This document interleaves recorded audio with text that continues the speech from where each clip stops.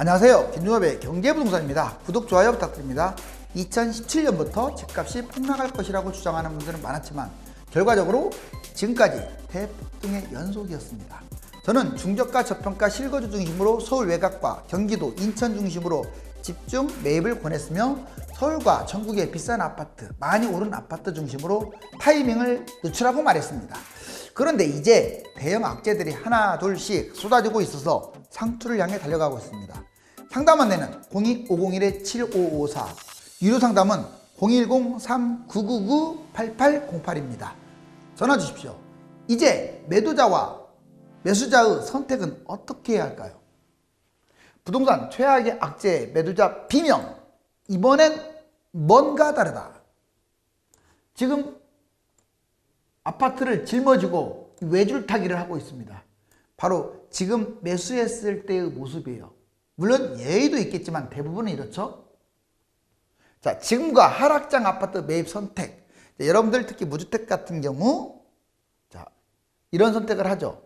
지금 어떤 액션을 취해야 하느냐, 하락장에는 어떻게 해야 하느냐. 사람 얼굴 같은데, 자, 먼저 지금은 누가 뭐래도 떨어져도 좋으니 분양이 최선입니다. 가점이 좋은 분들은 좋은 곳 위주로 분양을 하시고, 가점이 나쁜 곳들은 이제 추첨제 중심으로 분양을 하면 되겠죠. 수도권 외곽, 여기가 지금 아직은 뜨겁죠. 즉 인천, 아직도 제가 보기에는 인천 전반적으로 비싼 것들 말고 싼 것들 3억 2억대 매수해도 좋은 곳들 아직도 많이 보여요. 저가, 저평가, 이 말은 안 뛰었다는 거죠. 그리고 가격 자체가 싼 것들, 대단지인 것들. 실거주 중심, 내가 실거주다, 돈이 어느 정도 있다, 자본금 여유가 있다, 그러면 뭐 선택하는 거죠. 다만 비싸거나 영끌하거나 또는 뭐 메리트가 없거나 이런 것들은 지금 굳이 잡을 필요는 없습니다.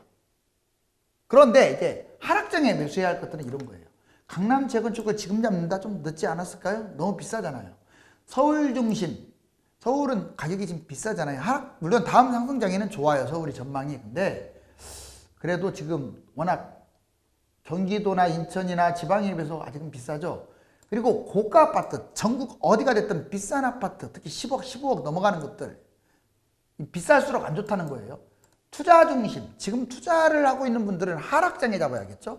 그 다음에 자본금 부족, 즉 여기에 적혀있는 것들은 하락장에 잡아라 이거예요. 강남 재건축, 서울 고가 아파트, 투자 중심, 자본금 부족한 분들은 이때 잡으시고, 바로 이런 상황인 경우는 지금 한번 고려를 해라. 꼭 잡아라기보다도 지금 고려를 해라. 자, 매수를 선택하는 거죠. 근데 결국은 무리하지 않는다면 내 집은 있어야죠. 왜? 의식주는 필수니까. 자, 지금과 하락장 아파트 매입 선택에서 보면 이제 부동산 30에서 80% 대폭락. 자, 부동산 거품 폭등. 여기서 보면은 여러분들 부동산이 이제 거품 폭등한 적이 있어요. 지금 앞으로 30에서 80% 대폭락한 가장 큰 이유는 너무 많이 뛰었기 때문에. 지금 세계에서도 몇 번째 제가 얘기했잖아요. 8년간 최장 거품 가격 폭등, 절대적 상대적으로 너무 많이 뛰었다 이거예요. 서울 도심 집값이 세계 수천 개 도시 중에 2위, 서울 5위, 우리나라 전국도 10위나 16위나 돼요. 그리고 우리나라가 16번째 잘 산 나라도 아니잖아요. 가계부채 2위, 종합부채 GDP 대비 278%, 우리나라 GDP의 3배예요. 가계, 기업, 정부 부채 합쳐서. 돌발 위험 요인이 있습니다. 돌발 위험 요인 때문에도 이게 위험한 거예요. 급격한 금리 인상. 얼마 전에 앨런의 이제 금리 인상 발언도 나왔지만 이거 빠를 거예요, 생각보다. 물가 폭등 조짐이 지금 보이고 있죠. 그 다음에 대선 승리를 위해서 부동산 하향 정책을 쓸 수도 있어요. 일단 올 하반기부터 본격 이제 대선 체제로 전환될 텐데, 그렇게 되면 집값 잡는 당이 정권을 잡는 당이 되겠죠. 코로나, 주식, 부동산 거품, 이게 금융위기로 또 치달을 수도 있어요. 이게 지금 유동성이 너무 풍부하거든요. 그리고 거품은 심해요. 지금 주식이라든가 부동산이 세계적으로. 그 다음에 3년간 폭락 요인. 이제 집값이 하락하게 되면 이런 요인들, 공급과잉 지금 너무 넘쳐납니다. 5년간 무려 200만 채 공급하면 이거 천문학적이에요. 인구, 생산 인구도 감소하고 1인 가구 인구도 감소하고 1인 가구만 증가하고 있고 산업재는 해외로 이전하고 있고 뭐 하나 이렇게 집값 상승할 요인이 없어요. 다주택자 무려 약 800만 가구가 한꺼번에 쏟아지게 되면 폭탄 매물이 되겠죠. 이러한 세 가지 요인으로 부동산이 최소 30에서 많게는 80%까지 대폭락 위기가 있습니다. 자, 무주택자 전반적으로 매입을 조심해야겠죠. 특히 이 비과세를 따져보자고. 왜 무주택자가 이게 조심해야 하느냐. 물론 중저가, 저평가 지금도 제가 노래 부릅니다. 뭐 2억 미만, 3억 미만 세대수가 받침이 되면 뭐 까짓것 자본금이 있다면 매수할 수도 있어요. 근데 그거 제외한 웬만한 것들은 매수하면 위험해요. 비과세가 일단 뭐예요? 보세요. 지금 매입하면 2년 실거주 비과세가 어려워요. 왜냐? 앞으로 2년간 더 뛸까요? 진짜로? 잔금까지 기준이니까 2년 3개월간 더 뛸까요? 뛰어도 하는데 뛸 수가 없어. 양도세 만약에 그러면 나는 뛰면 판다? 1년 내에 팔면 70%예요. 거기다가 취득세 복비 내면 80% 내요. 2년 이내에 판다? 자, 60% 내야 돼요.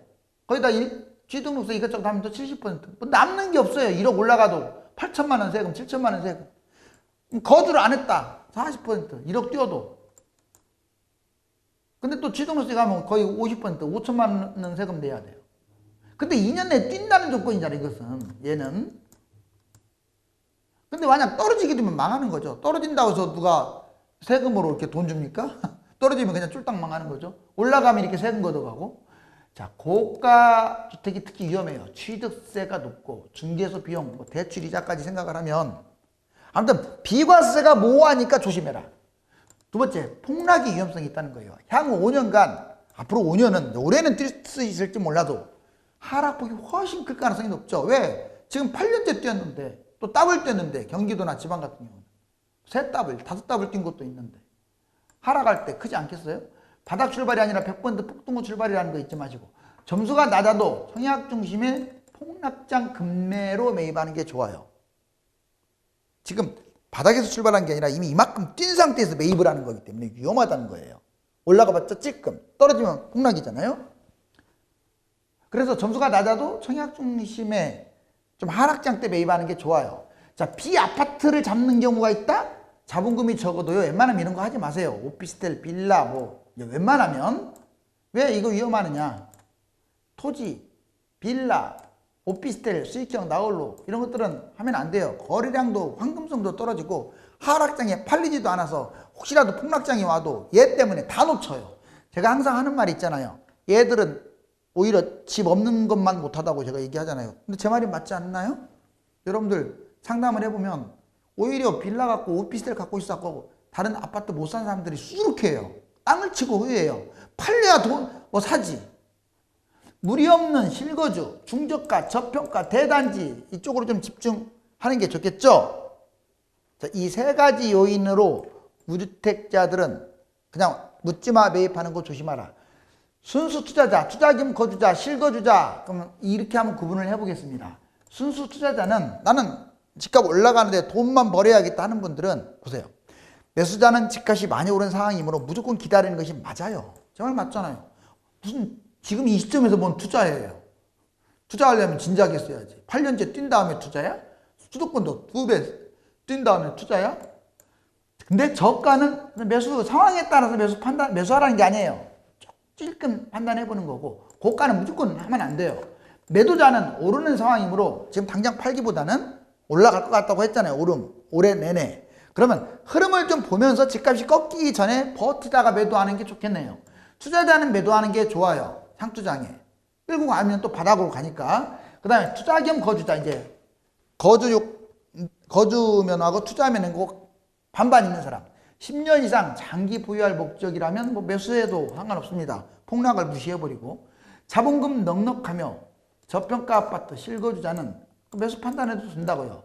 근데 실거주도 아니고 그냥 투자가 더 많다. 자본금도 부족하다. 이런 사람들은 기다려야겠죠. 매도자는 오르는 상황이므로 흐름을 보며 고점에 매도하라고 제가 얘기 계속 하고 있죠. 근데 어차피 다 거주하는 거니까 장기적으로 끌고 가도 뭐 상관은 없겠네요. 물론 폭락장이 한번 오긴 하겠지만 어차피 예측이니까. 그런데 실거주자는 달라요. 실거주자는 매수자는 실거주 중심이므로 10년 이상 장기 보유한다는 조건 또는 자본금이 넉넉하고 이게 좀 싸. 저평가 아파트 중저가야. 그렇다면 매수해도 된다 이 말이에요. 그렇다고 무조건 매수하라는 건 아니고 선별적으로. 근데 그 반대의 경우가 대부분입니다. 하락장까지 기다리는 게 맞아요. 아무리 실거주라고 하지만 물론 투자자보다는 조금 약간 적극적일 필요가 있어도 너무 비싼 것들은 기다리자. 매도자는요. 입지, 세대수 긍정적이면 뭐 장기적으로 끝까지 보유하세요. 제가 아까 말했죠. 신도시 고가 아파트, 지방의 고가 아파트는 위험하다고. 자, 이제 부동산 끝물 6가지 징조. 소외 지역이 올라가네요. 서울의 끄트머리가 뛰고 경기도의 끄트머리가 뛰고 지금 끄트머리 뛰고 있잖아요. 2천까지. 지방의 끄트머리가 뛴다는 것은 아주 안 좋은 현상이에요. 그 다음에 아파트가 아닌 것들, 비아파트, 나홀로 아파트가 올라가는 거야. 세대수가 적은 것들이. 오피스텔, 빌라 또는 1개, 2개짜리밖에 안 되는 뭐 300세대 미만, 뭐 100세대짜리 아파트. 얘들이 뛴다 끝물입니다. 대형 병영이 올라가고 있다. 자, 40평대 이상이 대형이 막 30평대하고 가격을 격차를 벌이면서 뛰고 있다는 것은 끝물의 징조예요. 특히 30평대가 강세. 원래는 20평대가 강세야 하는데 30평대가 지금 너무 전체적으로 강세예요. 완벽한 끝물의 증상입니다. 1, 2층이 뛰고 막연한 재개발, 재건축이 뛰고 이런 것들도 끝물 증상이죠. 거래량이 급감하고 있고 미분양이 조금씩 늘어나고 있다. 거래량 지속적으로 지금 줄어들고 있잖아요. 분양이 지금 미달되고 있어요. 이런 것들도 끝물의 징조. 3040 영끌 증가. 영끌로 매수하고 있어요. 3040이 얼마나 많이 알겠어요. 뭐 부동산에 대해서. 갭 투자가 늘어나고 있다. 아까 갭 투자 최고치를 향해 치닫고 있죠. 부동산 상투 매입, 갭 투자 증가. 바로 이것도 끝물 징조. 핵심 지역의 가격이 하락. 참 신기한 게 이번 주에는 좀 반등한 것 같지만 그렇게 뛰는데도 강남 아파트, 고가 비싼 아파트, 선도 아파트들은 이게 중저가 아파트보다 못 뛰고 있어요. 오히려 하락을 했다가 지금 약간 반등하려고 하고 있죠. 현 정부 부동산 실패의 원인 뒤집어 보면 부동산 성공하려면 어떻게 해야 하느냐 바로 이겁니다. 왜 실패했냐면 임대주택 사업 양성을 했다는 게 대실패예요. 각종 특혜 엄청 많아요. 오죽하면 여당 내에서도 이거 지금 없애라고 막 말 나오잖아요. 매물 잠김 현상이 벌어진 거예요. 지금 이 임대주택 사업자 누가 착안했는지 이 사람은 조금 제가 보기에는 청문회에 지금 앉혀놔야 돼요. 이 사람 때문에 집값 뛴 거예요. 누구 생각인지는 모르겠지만 어떻게 임대주택 수백 채, 수천 채, 수만 채 집을 매수해도 세금 한 푼도 안 주겠다라는 말을 하면서 임대주택 사업 내가지고 그렇게 지금 실질적으로 세금 한 푼 안 줘요. 대출을 또 왕창 해줬어요. 이런 사람들. 어떻게 그런 정책을 써요? 두 번째, 다주택 대책도 지금 최악입니다. 다주택. 보유세는 찔끔 내고 양도세는 폭탄 때리니 누가 팔아요? 반대로 가야죠. 보유세는 폭탄 때리고 양도세는 좀 틈을 줘야 매물을 내놓는데 지금 이 두 가지 이유 때문에 거래량은 급감하는데도 집값이 뛰는 거야. 정말 이해 가세요? 원래는 폭락해야 돼요. 이 정도 거래량이면. 지금 임대주택 사업 아니 말소 전까지 안 팔고 있고 다주택자들 아니 보유세는 찔끔이고 양도세 폭탄인데 여러분들 같으면 양도세 내면서 팔겠어요? 이거 다 알 텐데 왜 지금 반대로 할까요? 그 다음에 갭투자 대책도 아까 제가 갭투자 얘기했죠. 지금 20 몇 년간 최고로 지금 갭투자 많잖아요. 이 갭투자를 못 잡은 게 실패의 원인이에요. 투기 세력들이 뭘 합니까? 다 갭투자하는 거예요. 물론 갭투자하는 분들이 다 투기 세력이라는 건 아니지만 대부분 그렇잖아요. 실거주가 아니잖아요. 청약 기대감도 최악이에요. 특별 공급 엄청나게 늘려놓고 가점제를 확대하다 보니까 일반인들 특별 공급 아니면 일반 공급하는 사람들 그 다음에 추첨제인 사람들은 기대감이 없으니까 연끌하는 거야. 왜 이렇게 만들어놨어요? 이 사람들 당첨되라고 나머지는 그냥 너희들은 집이나 사라 이겁니까? 그 다음에 집값 폭등 연끌 유발시킨 거예요. 한 번도 집값을 제대로 못 잡았잖아요. 당연히 2030이 불안하니까 집을 연끌할 수밖에 없죠. 그래놓고 연끌하지 말라고? 자, 연끌하지 말라고 했는데 1년 동안 어땠습니까? 집값 엄청나게 뛰었잖아요. 집값 지속적 폭등을 하는 원인을 제공했기 때문에 말만 앞섭니다. 특징이 말만 잡겠다, 원상복귀 시켰다, 뭐 하겠다. 그리고 남 탓합니다. 아직도 전 정부 탓해요. 거짓말 대책만 쏟아내고 있고요. 자, 이거는 지금 왜냐하면 이제 부동산 정책을 쓰는 게 정부기 때문에 그래요. 지금 여당은 뭐 나쁘고 야당은 좋고 이 차원이 아닙니다. 저는 중도라고 얘기했어요. 자, 지금 오세훈 발 재건축 지금 집값 폭등하고 있는 것은 야당이 접시면에 코박고 반성해야 할 문제겠죠. 자, 부동산 4가지 규제, 상승하고 하락장 완화. 자, 원래 규제 4가지 이거 꼭 기억하세요. 세금 규제가 있어요. 청약 규제가 있어요. 대출 규제가 있어요. 거주 규제가 있어요. 이 4가지 규제가 있는데 여러분들 머릿속에 이 규제가 고리타 이렇게 딱 고정관념으로 박혀 있으면 그 사람 돈 못 벌어요. 내 집 마련 못 합니다. 이거는 집값이 상승장에는 강화되고 이 4가지가 집값이 떨어지면 사라진다 이렇게 생각을 해야 돼. 지금의 그 고정관념으로 집값 뛰었을 때 다 강화됐을 거 아니야. 이걸 가지고 하락장 때도 강화되니까 못 잡는다 이런 생각을 가지면 안 된다고. 보자고요. 취득세, 보유세, 양도세 지금 상승장에 이거 지금 최대치잖아요. 강화됐어요. 만약 집값이 1, 2년 하락한다. 이거 거의 다 완전히 없어지는 건 아니고 상당히 없어지겠죠. 중과세 이런 거 다 폐지하고. 그 다음에 대출 규제도 보세요. 지금 LTV, DTI, 뭐 DSR, 요즘 DSR, 한도. 상승장 지금 대출도 거의 안 내놓잖아요. 하락장 80%, 90%. 자, 오히려 5년 동안 비과세 막 다 마음대로. 청약 규제? 지금은 자격도 까다롭고요. 전매 제한 막 뭐 10년, 5년 대출도 안 해줘요. 중도금 대출도. 하락장? 당해 지역 아니래도 넘나들어요. 세대혼도 가능하고요. 전매 제한 6개월, 1년 대출 다 해줍니다. 중도금, 무이자, 이자 후불제 5천만 원만 있으면 다 끝이야. 상승장 때는 강화되고 하락장 때는 완화된다. 이 말을 하고 싶은 거예요. 제가 거주 규제, 투기과열, 조정지역, 비조정으로 나누는데 지금은 다 집값 뛰니까 웬만하면 투기과열이나 조정지역이잖아요. 근데 집값 1, 2년만 떨어져 보세요. 다 실거주 폐지됩니다. 비조정으로 돼갖고. 상승장 강화, 하락장 완화. 왜 이건 중요하냐면 항상 이 4가지가 맞물려서 집값 상승과 하락을 하고 있는데 이거에 대한 고정관념을 가지시면 안 된다고요. 자, 그 다음에 확실한 부동산 대책은 3가지가 있어요. 지금 공급 확대는 아주 잘하고 있습니다. 그렇지만 이것만 갖고는 안 돼요. 이 2가지가 지금 안 되니까 문제인 거야. 강력한 투기 규제를 해야 돼요. 과거에는 시효만 했다면 이제는 제대로 된 투기 규제, 다주택과 임대주택 사업자와 갭투자 이걸 말하는 거예요. 매매 활성화 시켜야죠. 매물이 지금 이렇게 거래량이 적은데도 집값이 올라가고 있다는 것은 정부가 반성해야 할 문제예요. 왜? 매매 활성화를 못 시키고 있잖아요. 매물을 토해내게끔 만드는 작업을 못 하고 있는 거예요. 자, 이제 이 2사람 다 위험합니다. 지속적 폭등론자. 제가 제목은 좀 이렇게 많이 하락 쪽으로 얘기하지만 이런 의도도 있어요. 무주택 서민들을 위해서 집값 좀 떨어뜨리려고 하는 그런 의도. 지속적 폭락론자. 자, 먼저 폭등론자. 서울 평균집값이 2배 이상 오른 곳들이 많은데 공급 부족이라면서 아직도 오를 것이라고 부추기고 있어. 2021년까지 8년째 지금 상승했는데 상승 기간을 짧게 잡아야 하는데 앞으로도 뭐 3년 더 뛰네, 4년 더 뛰네, 뭐 지속적으로 매수만 권하는 사람들.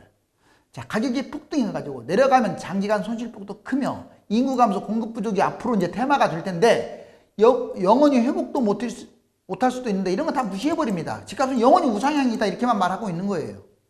자, 근데 폭락론자는 더 위험합니다. 보세요. 이 시점에서 폭락론자만 아니고 영원히 폭락론자, 영원히 폭등론자 이걸 말하는 거예요. 서울 집값은 앞으로 인구 절벽과 과도한 상승 요인으로 지속적으로 하락만 한다. 이게 잘못된 거죠. 하락장에는 잡아야죠. 폭등 후에는 폭락 가능성이 큰 것이 사실이에요. 근데 앞으로도 폭락할 것을 계속 주장합니다. 뭐 10년 있다가도 폭락, 20년 있다가도 폭락. 세 번째, 올라도 상승폭이 제한적일 것으로 보여. 일리는 있어요. 이제 폭락론자가 지금은 조금 더 폭등론자보다는 좀 더 이제 유리하다고 할까요? 이치에 맞다고 할까요? 일리는 있지만 문제는 부동산을 계속 폭락할 것만 강조해서 영원히 이런 사람들의 말 들으면 내 집 마련 못합니다. 내 집 마련 타이밍이 오면 과감하게 해야 돼요. 지금 엄청나게 사람들 많아요. 우글우글합니다. 집값이 이게 집이죠, 집.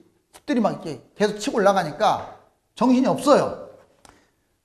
분명한 것은 대세 하락으로 접어들게 되면 50% 이상 폭락할 아파트가 대부분일 것이라는 점과 폭락 후 반등은 있을지언정 회복을 못하는 아파트들도 많을 것이라는 점입니다. 그렇기 때문에 10년 이상을 내다보고 입지와 타이밍, 물건과 가격을 점검해야 합니다. 감사합니다.